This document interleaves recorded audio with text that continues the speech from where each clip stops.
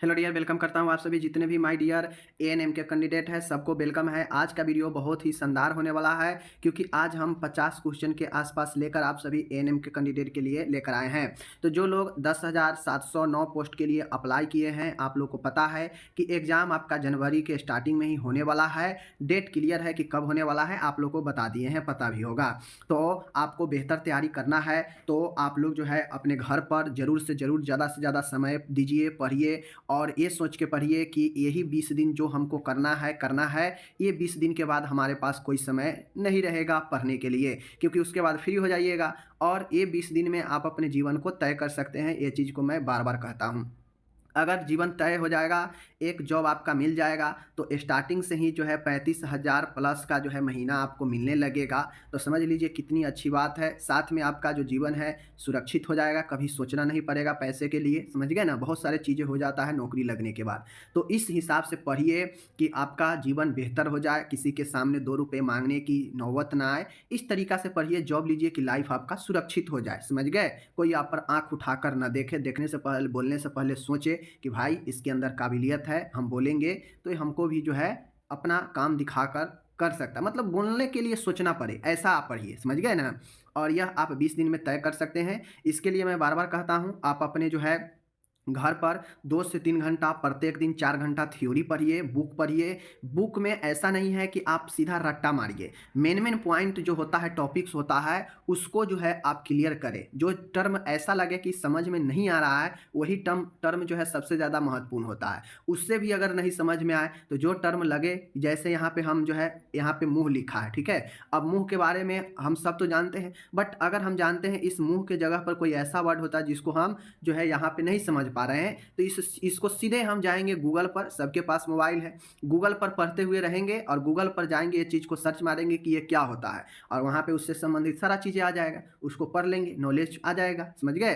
तो ये होता है नॉलेज बढ़ाने के टेक्निक, समझ गए? तो ये सारा चीज़ें हैं। बाकी आज मेरा 41वां नंबर का वीडियो आ चुका है आप सभी के लिए, और वीडियो देखना है, किसी का भी वीडियो देखिए, एमसीक्यू प्रैक्टिस कीजिए, कोई दिक्कत नहीं है।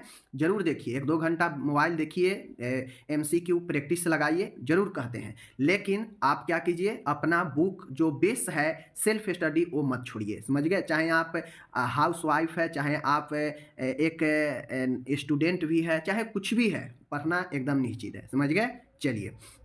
चलिए बहुत भाषण हो गया, हम यहाँ पे अब शुरू करते हैं यह 41वां नंबर का वीडियो। इससे पहले अगर 40 वीडियो तक आप नहीं देखे हैं तो ज़रूर देखना चाहिए, समझ गए? चलिए, जितना हम लोग पास जाते जाएँगे एग्ज़ाम के, उतना ज़्यादा प्रश्न लाते रहेंगे, तो आप लोग को जो है फ़ायदा होगा। ओके, चलिए शुरू करते हैं। आपके सामने माय डियर यहाँ पे प्रश्न है, कहता है हमारे शरीर में मुंह की हड्डी कितनी होती है? ये पूछ रहा है कि हमारे बॉडी में, फेस में कितने हड्डी होते हैं? तो माय डियर, फेस में हमारा 14 हड बोन होता है, 14। ये चीज़ें याद रखिएगा। यूट्रस का आकार कैसा होता है? यूट्रस कहा जाए तो गर्भाशय, गर्भाशय में 3 लेयर होता है, समझ गए? एक होता है आपका पेरीमेट्रियम, समझ गए? पेरी होता है ऊपर वाला, मायोमेट्रियम होता है मध्यम वाला, और इंडो होता है आंतरिक वाला, समझ गए? एक नॉर्मल जो फीमेल होता है, उसमें जो है 60 से 80 ग्राम के आसपास यूट्रस का भार होता है, समझ गए? ये चीज़ों को ध्यान में रखिएगा। इसके आकार की बात किया जाए तो नाशपाती के आकार में ये होता है, समझ गए? आगे चलिए, कहता है यहाँ पे माय डियर, सेल के पावर हाउस को क्या कहते हैं? माय डियर, सेल के पावर हाउस जिसे ऊर्जा गृह कहते हैं, माइटोकॉन्ड्रिया कहते हैं, समझ गए? तो ये चीज़ें आपको ध्यान में रखना है, समझ गए? सेल हमारे बॉडी का, मनुष्य के बॉडी के सबसे छोटी जो है कार्यात्मक इकाई है। तो कार्यात्मक और संरचनात्मक दोनों इकाई है। तो सेल सबसे यूनिट है और बहुत सारे सेल मिल कर टिश्यू बनाता है, इसको ध्यान में रखना है। ओके, विटामिन ए की कमी से कौन सा रोग होता है? पता है, रतौंधी होता है। रतौंधी के अगर आपको करना है तो ये गाजर, इसका सबसे अच्छा स्रोत गाजर होता है विटामिन ए का, समझ गए? बेरी विटामिन बी की कमी से होता है, समझ गए? उसके बाद सूखा रोग जिसे रिकेट्स कहते हैं, विटामिन डी के कारण होता है, समझ गए? आगे है, कहता है टाइफाइड की जांच के लिए कौन सा परीक्षण टेस्ट किया जाता है? तो आपको पता है विडाल टेस्ट टाइफाइड के लिए किया जाता है, समझ गए? तो ये चीज़ें ध्यान में रखना है। आगे हम लोग यहाँ पे अब चलते हैं माय डियर, आपके सामने में है, अच्छा प्रश्न है, जो भी प्रश्न है अच्छा प्रश्न है। फूड एडल्ट्रेशन एक्ट में पारित हुआ। फूड एडल्ट्रेशन का मतलब होता है कि जो भोजन में मिलावटी होता है ना, तो उसको रोकने के लिए जो है फूड एडल्ट्रेशन एक्ट पारित हुआ, और वह 1954 में। ये फूड एडल्ट्रेशन के बहुत सारा एक्ट है, लेकिन सबसे पहला 1954 में ही आया था। ओके, रक्त का पीएच मान 7.4 होता है, कहीं कहीं 7 पॉइंट जो है 35 लिखा रहेगा, समझ गए, कहीं कहीं 7.45 लिखा रहेगा, तो आपको ध्यान में देना है, समझ गए, 7.35 से 7.45 के आसपास होता है। तो इस हिसाब से हम लोग जानते हैं 7 से अगर कम होता है, 7 से अगर कम होगा, समझ गए, 7 से अगर कम होगा तो क्या होगा, अम्लीय होता है। 7 से अगर ज़्यादा होता है तो वह जो है क्या होगा, क्षारीय होता है, समझ गए। 7 होता है तो उदासीन होता है। अब आप लोग खुद जो है डिस्कस कर लीजिए कि 7.35 से 7.45 है तो यह क्या होगा, क्षारीय होगा, समझ गए। प्रकृति भी ब्लड का पूछ सकता है तो क्षारीय होगा। विटामिन ए की कमी से क्या होता है, रतौंधी होता है। विटामिन सी की कमी से स्कर्वी होता है। सूखा रोग विटामिन डी की कमी से, बेरी बेरी विटामिन बी की कमी से, समझ गए। चलिए आगे चलते हैं। एनीमिया क्या होती है, तो एनीमिया का मतलब होता है कि रक्त की कमी। नॉर्मल लोग बोल देते हैं कि रक्त की कमी, लेकिन रक्त में एक हीमोग्लोबिन घटक होता है जिसके कारण हमारा ब्लड में ऑक्सीजन का वहन क्षमता मजबूत होता है। तो हीमोग्लोबिन का कम होना ही जो है एनीमिया कहलाता है। जो एचबी का लेवल होता है ना, यह अगर कमेगा आपका तो जो है क्या होता है, एनीमिया होता है, समझ गए। मानव ऊतक एवं शरीर के अन्य भागों को पात्र में निष्कासित किया जाता है, कहता है, यह आपको अच्छा प्रश्न है। कहता है मानव के ऊतक और शरीर के अन्य अंगों को किस पात्र में रखा जाता है, जो आपके वेस्ट होते हैं, तो उसको हम लोग जानते हैं पीला वाला में रखते हैं। लाल वाला में क्या रखते हैं बताइए, नीला में क्या रखते हैं बताइए, काला में क्या रखते हैं आप लोग बताइए, ये सब पढ़ा चुके हैं, समझ गए। अगर हमारे पास पढ़ते हैं तो आपको ये सब पढ़ने को मिल गया होगा। आगे देखिए, जमीन पर एक बच्चा गिर जाता है, बिल्कुल सही है, और उसके पैर से खून बहना शुरू हो जाता है। मतलब एक बच्चा है, जमीन पर गिर गया, चोट लग गया, उसके पैर में खून बहने लगा। अब यह खून लंबे समय तक बह रहा है, समझ गए, रक्त बंद बहुत लंबे टाइम के बाद होता है। तो यह किसकी कमी है जिसके कारण रक्त लंबे समय तक जो है बह रहा है, तो यह विटामिन के की कमी है। विटामिन के का इंजेक्शन दिया जाता है रक्त के थक्का गड्ढा करने के लिए, तो विटामिन के की कमी होगा तो रक्त तेजी से बहने लगेगा, समझ गए। विटामिन बी, ये सब तो आपको पढ़ा चुके हैं। विट्रस ह्यूमर का किस भाग का है, विट्रस ह्यूमर जो है यह किस भाग का है, तो माय डियर एक्वा ह्यूमर और विट्रस ह्यूमस, यह दोनों आंख में पाए जाने वाला तरल होता है, समझ गए, याद रखिएगा, समझ गए। आगे चलिए, आगे यहाँ पे माय डियर कहता है निम्नलिखित में से कौन सा विधि पोषण मूल्यांकन की प्रत्यक्ष विधि नहीं है। पोषण के मतलब न्यूट्रिशन के मूल्यांकन करने का प्रत्यक्ष विधि कौन नहीं है, तो ये सब इसका मतलब है, समझ गए, ये सब है, लेकिन रेडियोग्राफिक और शारीरिक मूल्यांकन जो है यह प्रत्यक्ष मूल्यांकन नहीं है कि आप पोषण को मूल्यांकन कर सके, समझ गए। वहम डैश का एक बीमारी है। वहम क्या है, वहम मतलब लोग नहीं कहता ये वहम में ही बह रहा है, तो यह एक मानसिक बीमारी होता है, भ्रमित होना, वहम में होना, समझ गए। निम्नलिखित में जो एक मनोवैज्ञानिक विकार नहीं है, मनोवैज्ञानिक विकार कौन सा नहीं है, तो विभ्रम मनोवैज्ञानिक है, उन्माद भी मनोवैज्ञानिक है, मनोविकार भी मनोवैज्ञानिक है, लेकिन विषाद जो होता है, जो विष वाला होता है, यह मनोवैज्ञानिक विकार नहीं है। ओके, आगे चलिए, एक एक प्रश्न को अच्छे से डील करेंगे, कोई दिक्कत नहीं है। पेलेग्रा रोग किस विटामिन की कमी से होता है, हम लोग जानते हैं पेलेग्रा रोग नियासिन की कमी से होता है, और नियासिन को ही तो हम लोग जो है विटामिन B3 कहते हैं ना, तो विटामिन B3 के कमी से पेलेग्रा रोग होता है, याद रखिएगा। मेटाकार्पल हड्डी किसमें पाया जाता है, तो माय डियर मेटाकार्पल बोन जो है किसमें पाया जाता है आपको बताना है। तो यही चीज़ें हैं, मैंने आपको बताया कि मेटाकार्पल्स जो बोन होता है हाथों में पाया जाता है, इसको ध्यान में रखना है, समझ गए, ये चीज़ें हैं। आगे है, कहता है किस विटामिन की कमी से स्कर्वी रोग होता है। विटामिन सी की कमी से स्कर्वी रोग होता है। विटामिन ई की कमी से बांझपन होता है, समझ गए, याद रखिएगा। हमारे शरीर में पानी की मात्रा कितनी है, तो माय डियर हमारे शरीर में कुल जो वजन होता है उस वजन का लगभग जो है 60 से लेकर 70-75% जो है हमारा जल ही है बॉडी में, समझ गए। तो इस हिसाब से देख लीजिए 70 यहाँ पे है, तो यही राइट हमारा आंसर हो जाएगा, समझ गए। मानव टिश्यू को किस अंग के जो है डब्बे में डालते हैं वेस्ट होने के बाद, कटने फटने या फिर प्लेसेंटा वगैरह, तो पीला है, ये हम कई बार करा चुके हैं, समझ गए। आगे चलिए, आगे प्रश्न है आपके सामने में है, देखिए कितना अच्छा प्रश्न है। आहार में अधिक ऊर्जा अगर प्रदान करने वाला कौन सा पोषक तत्व होता है, भोजन में सबसे ज़्यादा किस प्रकार के पोषक तत्व जो है ऊर्जा देता है, तो देखिए सबसे ज़्यादा ऊर्जा आपका फैट देता है, समझ गए, फैट वसा में, बट फैट को ज़्यादा हम नहीं ले सकते क्योंकि फैट जो है बीमारी भी कर सकता है। फैट से ज़्यादा होने से आपका हार्ट ब्लॉकेज हो सकता है, मोटापा आ सकता है, लेकिन ये जो है सबसे ज़्यादा ऊर्जा होता है फैट में ही, समझ गए, तो ये चीज़ को ध्यान में रखना है। आगे नोजोकोमियल संक्रमण का दूसरा नाम क्या है? तो आपको पता है नोजोकोमियल संक्रमण को ही दूसरा नाम हम लोग अस्पताल जनित संक्रमण कहते हैं। अस्पताल से प्राप्त होने वाला संक्रमण हॉस्पिटल इन्फेक्शन कहते हैं, समझ गए? तो इस चीज़ को ध्यान में आपको रखना है। रिकेट्स किस बीमारी के जो है रिकेट्स बीमारी किन विटामिन की कमी से होता है? तो विटामिन डी की कमी से होता है। आपको मैं पहले भी बता चुका हूँ, विटामिन डी की कमी से इसे सूखा रोग भी कहते हैं, समझ गए? विटामिन B6 का दूसरा नाम क्या है? तो इस प्रकार से क्वेश्चन पूछेगा। अभी मैंने आपको पढ़ाया विटामिन B3 का नाम जो है नियासिन, विटामिन B6 का नाम पायरिडॉक्सिन है, समझ गए? विटामिन B6 का नाम पायरिडॉक्सिन है, तो इस चीज़ को ध्यान में रखना है। ओके, इस प्रकार के प्रश्न आपके बहुत पूछे जाते हैं एग्जाम में। आगे है आयुर्वेद का अर्थ क्या है? तो आयुर्वेद का अर्थ होता है जीवन का विज्ञान, समझ गए? आयुर्वेद का अर्थ क्या होता है? जीवन का विज्ञान। एनाल्जेसिक दवाइयाँ का उपयोग कहाँ होता है? दर्द में, समझ गए?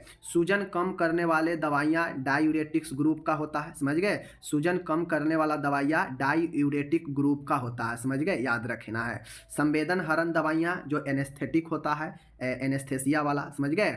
ओडी का अर्थ क्या होता है? ओडी देखिए इस प्रकार से पूछेगा कि निम्न में से ओडी का अर्थ क्या होता है? और ओडी का मतलब होता है वंस इन डाई, मतलब दिन में एक बार। तो ओडी जहाँ भी लिखा रहेगा तो दिन में एक बार समझिएगा, समझ गए? ओडी का मतलब दिन में एक बार, वंस इन डे। बीडी लिखा रहेगा, समझ गए? तो 2 बार होता है। बीडी का मतलब दिन में 2 बार। ये सब दवाई डोज लेने की जो है समय है, ठीक है? टीडी से टीडीएस लिखा रहेगा तो टीडीएस होता है दिन में 3 बार, समझ गए? एचएस का मतलब होता है होरासोमनी, यानी रात में सोते समय लेना, तो एचएस होता है, समझ गए? ईएस का मतलब अगर ईएस लिखा रहेगा तो सुबह खाली पेट होता है ईएस में, समझ गए? तो ये चीज़ को ध्यान में रखना है। एसओएस का मतलब होता है जब जरूरी हो तब लेना, समझ गए? स्टेट का मतलब होता है तत्काल, मतलब अभी के अभी लेना है, समझ गए? तो ये होता है। तो ये सब अर्थ है जो कि आपके यहाँ से एक न एक आएगा ही आएगा, समझ गए? कहता है अध त्वचा द्वारा त्वचा के नीचे स्थित ऊतकों में इंजेक्शन दिया जाता है। तो त्वचा के नीचे जो ऊतक होता है उसमें इंजेक्शन दिया जाता है, उसे सबक्यूटेनियस कहते हैं, समझ गए? त्वचा के नीचे जो है देना सबक्यूटेनियस कहता है। आगे देखिए मैं आपको एक एक चीज़ पढ़ाऊंगा, टेंशन लेने की कोई बात नहीं है। गर्म भाप जो है सांस द्वारा दी जाती है, जिसे क्या कहा जाता है? देखिए गर्म भाप, समझ गए? सांस द्वारा अगर कोई गर्म भाप लेता है तो वह स्टीम इनहेलेशन कहलाता है, समझ गए? यह इनहेल करने की एक जो है प्रकार है, जैसे ऑक्सीजन इनहेलेशन होता है, समझ गए? उसके बाद होता है मॉइस्चर इनहेलेशन, समझ गए? तो ये स्टीम इनहेलेशन जिसमें गर्म भाप को श्वास के द्वारा अंदर लेते हैं तो वह जो है स्टीम इनहेलेशन होता है, समझ गए? याद रखिएगा। आगे चलिए, आगे है, आगे आपके सामने प्रश्न है माय डियर। कहता है एपिडेमियोलॉजिकल त्रिभुज में इनमें से कौन सम्मिलित नहीं होता है? देखिए तो आप पढ़े होंगे कम्युनिटी हेल्थ में, तो एपिडेमियोलॉजी में होता यह है कि एक होता है आपका पोषक, समझ गए? एक होता है पोषक, एक होता है आपका कारक और एक होता है आपका वातावरण। यही तीनों के कारण जो है आपके कोई भी रोग होता है। जब तक इन तीनों में से कोई एक अगर अनुपस्थित हो जाएगा मतलब रोग नहीं होता है। तीनों जब तक नहीं होगा आपस में तब तक रोग नहीं होता है, और यही एपिडेमियोलॉजिकल ट्रायंगल बताता है। तो इनमें समूह जो है हमारा नहीं होता है। देखें समूह था नहीं था, समझ गए? अस्केरेसिस लंबिक्रोइड्स एक प्रजाति है किसका? तो आपको बता दूं पिन वर्म होता है, हुक वर्म होता है, समझ गए? तो ये जो होता है वर्म, ये कृमि होता है, और यह जो है आपके एस्केरेसिस लंबिक्रोइड एक गोल कृमि की प्रजाति की है, समझ गए? याद रखिएगा। आगे है पोलियोमिलाइटिस का कारण क्या होता है? तो पोलियोमिलाइटिस तो आपको पता है पोलियो वायरस के कारण होता है, और यह फैलने का जो माध्यम है यह मुख और मल मार्ग से फैलता है। याद रखिएगा, पूछेगा कि पोलियो किस जो है माध्यम से फैलता है? तो मुख और मल मार्ग से, समझ गए? सब सेंटर जो उप केंद्र होता है जहाँ पे आप लोग को जो है ड्यूटी दिया जाएगा एएनएम वालों को, तो इस उप केंद्र पर जो है आपको किट सब होता है, दवाई के किट होता है, समझ गए? किट नंबर ए होता है, किट नंबर बी होता है। तो इस प्रकार से पूछता है कि किट ए वाला में जो है इनमें से सब सेंटर में किट ए में जो दवाइयाँ होती है वह कौन सी होती है? इनमें चारों में से चुनना है। तो यहाँ पे ORS जरूर एक होता है किट ए में, समझ गए? जो क्या करता है आपको डायरिया से ये सब से बचाता है, समझ गए? अंतः पेशी, पेशी मतलब समझ रहे हैं? इंट्रामस्कुलर आईएम इंजेक्शन जो है कितने एंगल पर देते हैं, कितने कोण पे? तो आपको पता है कि 90 डिग्री एकदम सीधा देते हैं मांस में, तो यही 90 डिग्री होता है, समझ गए? आगे हम लोग चलते हैं अब। अब यहाँ पे आगे प्रश्न है, बहुत अच्छा प्रश्न है, आप लोग देखिएगा। कहता है 18 गज, समझ गए, 18 गज की कोई कैनुला है, समझ गए। यह 18 गज के कैनुला किस कलर का होता है? तो 18 गज वाला जो कैनुला है वह हमारा जो है किस कलर का होता है? हरा कलर का, याद रखिएगा। अगर आप कैनुला के कितना कोड का होता है, किस कैनुला का क्या उपयोग है, क्या कलर होता है, समझ गए, बच्चे में कौन सा, सियाना में कौन सा उपयोग करते हैं, कैनुला का एक प्रॉपर वीडियो बना के इसी चैनल पर हम दे रखे हैं। थोड़ा सा पहले जाइएगा चैनल पर तो आपको कैनुला वाला मिल जाएगा, देख लीजिएगा, कन्फ्यूजन दूर हो जाएगा। एक क्वेश्चन कैनुला से भी आ सकता है, समझ गए। आगे है, कहता है पदार्थ जो बैक्टीरिया के वृद्धि को रोकता है, जीवाणु को वृद्धि को कौन रोकता है इनमें से? एंटीडॉट। एंटीडॉट क्या होता है? तो एंटीडॉट ये जहर को काटता है, समझ गए। एंटासिड्स होता है, यह गैस को कम करता है, रिफ्लेक्ट करता है, समझ गए। एस्ट्रिंजेंट होता है और एक एंटीसेप्टिक है। तो एंटीसेप्टिक घोल जो होता है यही जीवाणु को वृद्धि को रोकता है, यह घाव वगैरह को साफ करने में काम में आता है, समझ गए। आगे है माय डियर, यहाँ पे देख लीजिए, मैं आपको बताता हूँ अभी।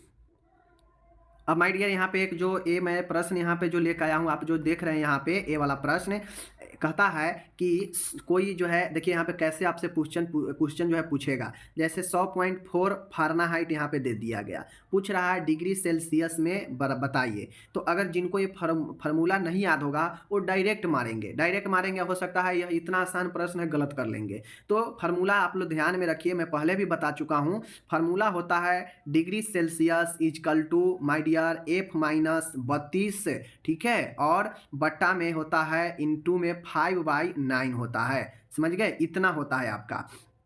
अब समझिए आप लोग, C इजकल टू F-32 और इंटू में 5/9 होता है। तो अगर जिनको ये एक फार्मूला याद होगा वह आराम से क्या करेंगे, चाहे सेल्सियस का मान दे दे तो फारेनहाइट निकाल लेंगे, फारेनहाइट अगर निकालना हो तो सेल्सियस के मान देगा, कुछ भी निकालना हो यही एक फार्मूला से निकल जाएगा। तो आप लोग बताइए, इसका राइट आंसर ए होगा। आप लोग बना के देखिएगा, इस फार्मूला पर बनता है 38 डिग्री से सेल्सियस आता है कि नहीं। ओके, अच्छा प्रश्न है, इस प्रकार से जो है निकालने के लिए आपसे पूछेगा एग्जाम में। प्लाज्मा कोशिका द्वारा उत्पादित वाई आकार की प्रोटीन है माय डियर। कहता है प्लाज्मा कोशिकाओं द्वारा उत्पादित वाई आकार की प्रोटीन है जो प्रतिपिंड है, समझ गए, प्रतिपिंड। मूत्राशय से मूत्र का बाहर त्यागना मिक्चुरेशन कहलाता है, मूत्र को त्यागना ही मिक्चुरेशन कहलाता है। अगर फ्रीक्वेंसी ऑफ मिक्चुरेशन है मतलब बार बार जो है मूत्र त्यागना, तो यहाँ पे सिर्फ मूत्र त्यागना मिक्चुरेशन होता है। अगर एनुरेसिस होता तो बिल्कुल मूत्र का अनुपस्थित होना एनुरेसिस कहलाता है, समझ गए। डिफिकेशन होता है, जो मल त्यागते हैं ना तो उसमें कठिनाई होता है, तो उसे मल त्यागने में कठिनाई होना डिफिकेशन कहलाता है, समझ गए। तो ये सब याद रखना है। आगे चलिए, आगे है एक और अच्छा प्रश्न है आपके सामने। तापमान मापने का क्या उद्देश्य होता है? पर्पज ऑफ मेजरिंग टेम्परेचर, मरीज की हालात को देखने में मदद करना, बिल्कुल सही है। आम हालात में हुए बदलाव आदि को पहचानना, बिल्कुल सही है। जांच पड़ताल में मदद करना, ये भी सही है। तो इनमें से लगभग हमको सब सही लग रहा है, तो इस हिसाब से ऑप्शन डी सही हो जाएगा। तो कुछ चीज़ें आपको खुद समझ के भी जो है आपको आंसर देना पड़ेगा कि हाँ ये सब इस प्रकार के प्रश्न आएंगे, तो आपको खुद से जज करना पड़ेगा कि ये सही है या नहीं सही है, समझ गए। एक समान व्यक्ति की नाड़ी दर कितनी होती है? पल्स रेट हमसे पूछ रहा है, समझ गए।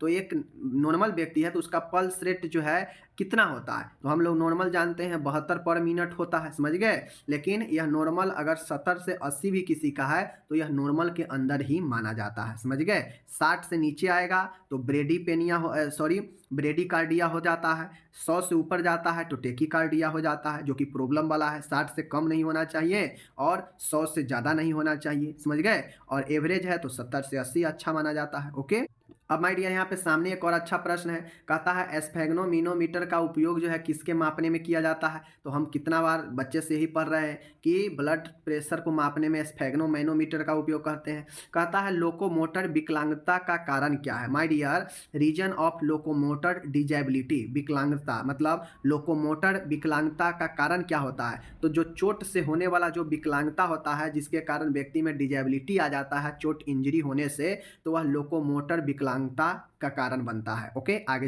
आगे है माय डियर, यहाँ पे देखिए इनमें से कौन सी बीमारी विटामिन डी की कमी से होता है? पता है, रिकेट्स है, पहले से जानते हैं।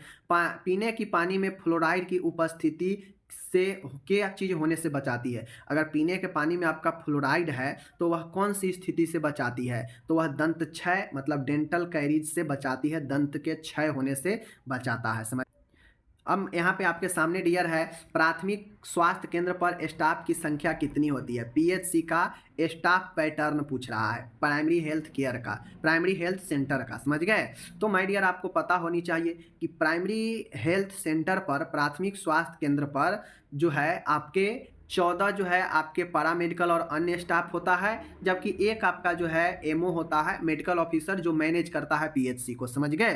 तो कुल की बात करेगा तो 15 होता है, और अगर 15 ऑप्शन में नहीं है 14 है तो आप 14 पर ही टिक लगाइएगा। समझ गए? चलिए, कहता है नई राष्ट्रीय स्वास्थ्य नीति किस सन में प्रारंभ हुई? तो यह क्वेश्चन भी मोस्ट वीवीआई है। जो सबसे जो है आपके लेटेस्ट जो स्वास्थ्य हेल्थ पॉलिसी है वह 2017 ही है। समझ गए? तो ये चीज़ को याद रखिएगा।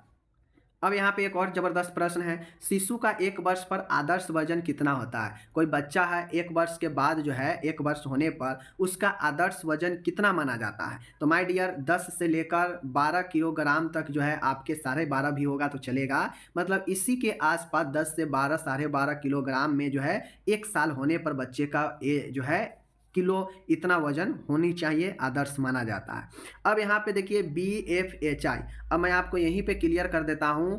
BFHI इसको हम लोग फुल फॉर्म कहते हैं बेबी फ्रेंडली हॉस्पिटल इनिशिएटिव। इसका मेन मकसद क्या था? बेबी फ्रेंडली हॉस्पिटल इनिशिएटिव का मकसद यही था, जो WHO और यूनिसेफ दोनों के जो है साथ जो है लॉन्च किया गया इसको इंटरनेशनली, अंतर्राष्ट्रीय तौर पर।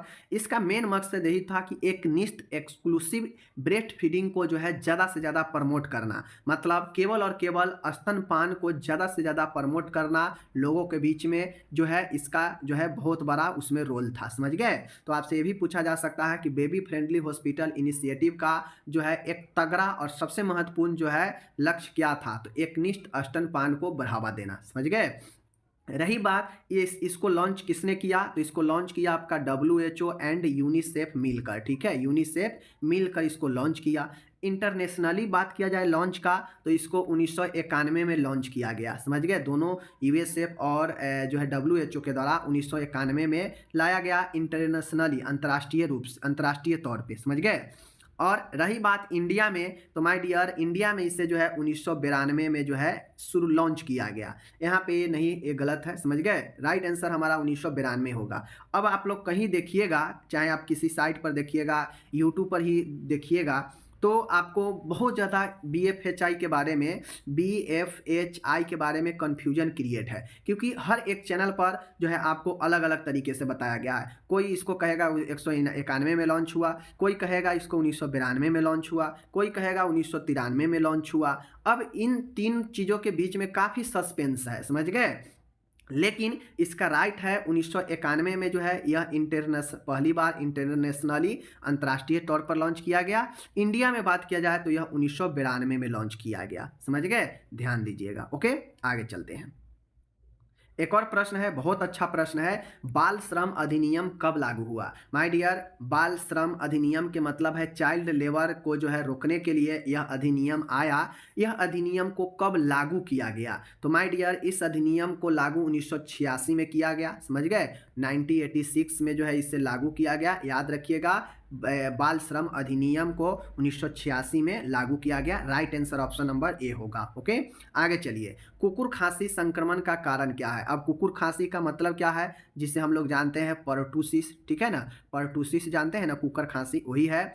इसका जो होता है कुकुर खांसी संक्रमण जो होता है, इसका जो है बर्डोटेला पर्टूसिस हमारा राइट आंसर होगा। कुकुर खांसी जो होता है पर्टूसिस, वह बर्डोटेला पर्टूसिस के कारण होने वाला एक बैक्टीरियल इन्फेक्शन है। समझ गए? क्लोस्ट्रेडियम टिटेनी यह टेटनस का जीवाणु है। याद रख लीजिए, यह टिटनस का जीवाणु है। समझ गए? Clostridium tetani. समझ गए? तो ये चीज़ को ध्यान में रखना है। आगे है यहाँ पे माय डियर, कहता है मरासमस का प्रमुख लक्षण क्या है। मरासमस का प्रमुख लक्षण वजन घटना, बिल्कुल सही। भूख की कमी, बिल्कुल सही। शरीर की कोई चर्बी नहीं, बिल्कुल सही। एकदम हड्डी निकल जाता है, इसलिए हमारा इनमें से सभी राइट आंसर होगा। समझ गए? तो इस चीज़ को जो है आपको ध्यान में रखना है। ओके, तो ये चीज़ें अब यहाँ पे मैं बता दूँ, बहुत लोग ये सोचे होंगे कि मैं यहाँ पे टिक जो है ए वाला क्यों लगाया हूँ, ए वाला टिक क्यों लगाया हूँ, ए वाला, जो कि ये तीनों का यहाँ पे गलत टिक लगा है। समझ गए?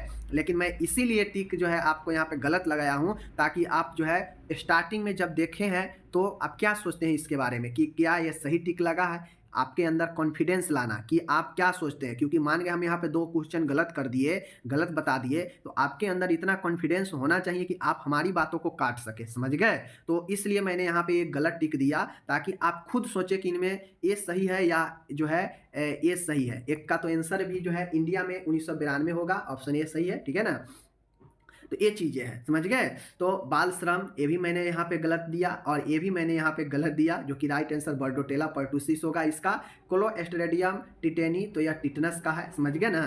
तो ये चीज़ें हैं। अब आप लोग ये बताइए कॉनिबैक्टीरियम किसका है, कॉनिबैक्टीरियम किसका है, आप लोग जरूर जो है बताइए हमको। समझ गए? बाकी आप लोग को यह वीडियो कैसा लगा है, लगभग 50 के आसपास मैंने आज की इस वीडियो में क्वेश्चन रखा, बिल्कुल फ्रेश से आपको बताया। आप बताइए अपना एक्सपीरियंस कि क्या बेहतर लगा, 50-50 क्वेश्चन लेकर आना चाहिए या नहीं लेकर आना चाहिए, जरूर बताइए। जो लोग अभी वीडियो देखते होंगे उनको ये बात जरूर पता होगा, तो जरूर बताइए। ठीक है, मिलेंगे अगले वीडियो में, अपना ख्याल रखिएगा, धन्यवाद।